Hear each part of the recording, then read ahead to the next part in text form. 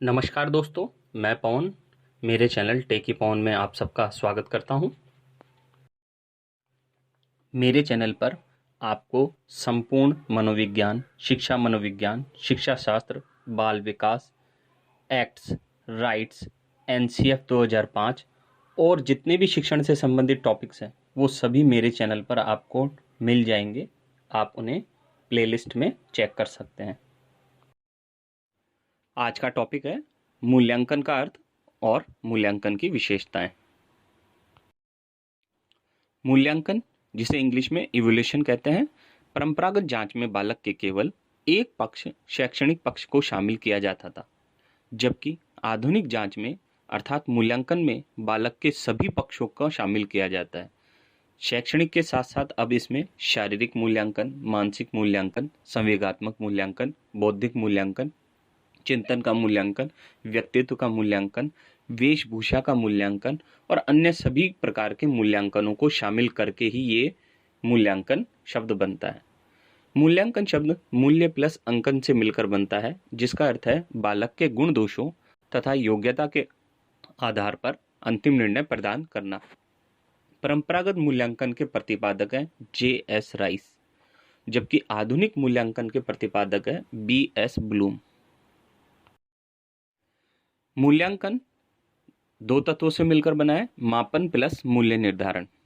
मापन का अर्थ है संख्यात्मक या परिमाणात्मक ज्ञान पक्ष का आकलन करना, जबकि मूल्य निर्धारण का मतलब है गुणात्मक पक्ष का आकलन करना। इस गुणात्मक पक्ष में दो आते हैं, भावात्मक जिसमें अभिरुचि व अभिवृत्ति आते हैं और क्रियात्मक जिसमें शारीरिक क्रिया आती है।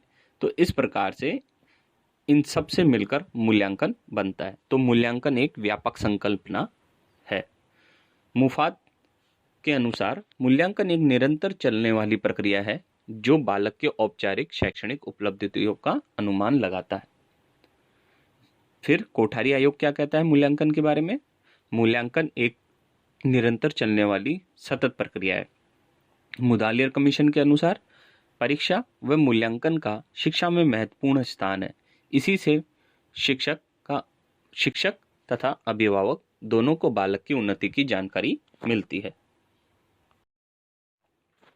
क्लार्क व स्टार ने सर्वप्रथम मूल्यांकन को निर्णय माना है। अब देखते हैं मूल्यांकन की आवश्यकता क्या है, उद्देश्य क्या है और महत्व क्या है इन पॉइंट्स के माध्यम से। नंबर 1, अध्यापकों की कार्यकुशलता का मापन करता है ये, कि जो टीचर्स ने पढ़ाया है वो कितना आउटपुट निकला, वो मूल्यांकन से ही पता चलता है। नंबर 2, बालकों के व्यवहार संबंधी परिवर्तनों की जांच करता है।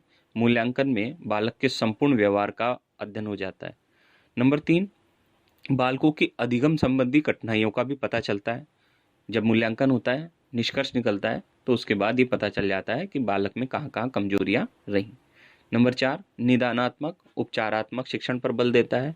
परिणाम आने के बाद और उस दौरान भी कई प्रकार की प्रक्रियाएं निदानात्मक और उपचारात्मक चलती रहती। नंबर 5, नवीनतम प्रभावी शिक्षण विधियों की खोज करना। नई नई शिक्षा विधियां खोज की जाती है ताकि बच्चों को कैसे पढ़ाया जा सके। नंबर 6, पाठ्य पुस्तकों में बालकों के अनुरूप सुधार लाया जाता है। जो कमियां पाठ्य पुस्तकों में होती है वो बालकों के मस्तिष्क के विकास के अनुसार उनमें परिवर्तन करते रहता है। नंबर 7, शिक्षण प्रक्रिया में सुधार और विकास किया जाता है। नंबर 8, विद्यार्थियों की ग्रेडिंग, वर्गीकरण तथा प्रोन्नति के लिए मूल्यांकन की आवश्यकता है। नंबर 9, शिक्षण विधियों में सुधार के लिए भी मूल्यांकन अत्यंत आवश्यक है। अब देखते हैं अच्छे मूल्यांकन या अच्छी परीक्षा की क्या विशेषता है। नंबर 1, विश्वसनीयता। इसका अर्थ है विश्वास करने योग्य, अर्थात किसी परीक्षा की एक ही उत्तर पुस्तिका को विभिन्न शिक्षकों द्वारा जांचने पर लगभग एक समान अंक प्रदान किए जाए तो यह मूल्यांकन विश्वसनीय होगा। जैसा कि आपने सीबीएसई परीक्षाओं में देखा होगा, टीचर्स जब कॉपी चेक करने जाते हैं तो वहाँ सबसे पहले 5 कॉपियों को 10 टीचरों को दिया जाता है। 10 टीचर्स उस 5 कॉपी को चेक करते हैं और 5 कॉपी को सारे के सारे 10 टीचर्स चेक करते हैं।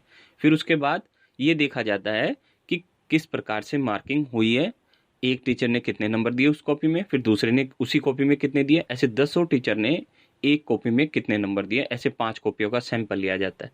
फिर उसके आधार पर निष्कर्ष निकाला जाता है कि कॉपी विश्वसनीय रूप से चेक हो रही है। नंबर 2, वैधता। कोई मूल्यांकन तब वैध माना जाएगा जब उसके द्वारा उसी बात का परीक्षण किया जाए जिसके बारे में वह जानना चाहता है। जैसे गणित की परीक्षा तभी वैध मानी जाएगी जब उसके द्वारा निर्धारित पाठ्यक्रम से बने पेपर के द्वारा केवल गणित की योग्यता का ही मूल्यांकन हो। भाषा या लिखावट की योग्यता का मूल्यांकन गणित में नहीं किया जाएगा। बच्चे ने कैसा गंदा सा लिखा है, आप उसका मूल्यांकन मत करिए गणित के पेपर में, बल्कि इसका मूल्यांकन कीजिए कि उसका एनालिसिस कैसा है, उसकी न्यूमेरिकल एबिलिटी क्या है। तो ये है वैधता। नंबर 3, विभेदीकरण। मूल्यांकन पेपर का निर्माण करते समय यह ध्यान रखा जाना चाहिए कि मूल्यांकन पेपर तीनों स्तर के बालकों, प्रतिभाशाली, औसत तथा मंद बुद्धि के अनुरूप होना चाहिए। पेपर का कठिनता लेवल इन विद्यार्थियों के अनुरूप ही होना चाहिए। आपने देखा होगा जब भी कोई पेपर सेट होता है तो सीबीएसई का पैटर्न मैं बता दूं, जब भी पेपर सेट करती है सीबीएसई, एक ही पेपर में 3 प्रकार के प्रश्न आते हैं। पहले 33% पे पास होना जरूरी होता है, तो सीबीएसई 100 नंबर के पेपर में 33 नंबर के क्वेश्चन ऐसे बनाती है जिन्हें एक मंदबुद्धि बालक लगभग आसान, थोड़ी सी मेहनत करके कर लेता है। मंदबुद्धि बालक भी उसे 33 नंबर के प्रश्नों को थोड़ी सी मेहनत करे तो उसे अटेम्प्ट कर लेता है और वो पास हो सकता है। औसत बालक के लिए फिर प्रश्न बनाए जाते हैं। 33 से लेके लगभग 70 नंबर तक का जो क्वेश्चन होते हैं वो औसत बालकों के लिए होते हैं कि अगर औसत बालक मेहनत करता है तो उसके 70 नंबर या 80 नंबर तक भी वो पहुंच सकता है। फिर 80 नंबर से ऊपर लगभग होते हैं प्रतिभाशाली बालकों के लिए। ऐसे क्वेश्चंस 20 नंबर के ऐसे क्वेश्चंस उस पेपर में डाले जाते हैं जो केवल वही बालक कर सकते हैं जो प्रतिभाशाली होते हैं और ज़्यादा मेहनती होते हैं। तो इस प्रकार से एक ही पेपर में प्रतिभाशाली, औसत और मंदबुद्धि तीनों बालकों के लिए क्वेश्चंस आते हैं। फिर चौथा है वस्तुनिष्ठता, ऑब्जेक्टिवनेस। उत्तर पुस्तिका की जांच करते समय अध्यापक के व्यक्तिगत संवेगों का प्रभाव विद्यार्थी की उत्तर पुस्तिका की जांच पर नहीं पड़ना चाहिए, अर्थात उत्तर पुस्तिका का निष्पक्ष रूप से मूल्यांकन होना चाहिए। इसके अलावा मूल्यांकन पेपर एमसीक्यू प्रश्नों पर को भी शामिल किया जाना चाहिए। इसका मतलब क्या है कि इसी कारण से जब भी आप कोई एग्जाम देते हैं उसमें आपका नाम या किसी प्रकार की कोई जानकारी लिखने के लिए मना किया जाता है, केवल रोल नंबर लिखने के लिए कहा जाता है। क्यों? क्योंकि रोल नंबर लिखने से शिक्षक को कभी भी ये पता नहीं चलेगा ये विद्यार्थी किस जाति, धर्म, लिंग या मेरी स्कूल का है या किसी और स्कूल का है, ऐसा उसको कभी पता नहीं चलेगा, जिससे उसके मन में ये भेदभाव भी उत्पन्न नहीं होगा। फिर है नंबर 5, समग्रता। मूल्यांकन पेपर में निर्धारित पाठ्यक्रम के संपूर्ण भाग से प्रश्नों को शामिल किया जाना चाहिए, यही व्यापकता है। अर्थात पूरा जो पाठ्यक्रम होता है उसके सभी अंशों को शामिल करते हुए प्रश्न बनाने चाहिए और कोशिश करनी चाहिए कि प्रश्नों में एमसीक्यू प्रश्नों को भी शामिल किया जाए जो कि फिक्स आंसर वाले क्वेश्चंस होते हैं।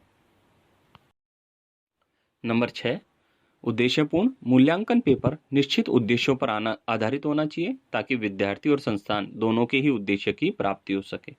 नंबर 7, मानक। मूल्यांकन निश्चित मानकों पर आधारित होना चाहिए, जैसे न्यूनतम उत्तीर्ण अंक 33% आदि। इस प्रकार के मानक होने चाहिए।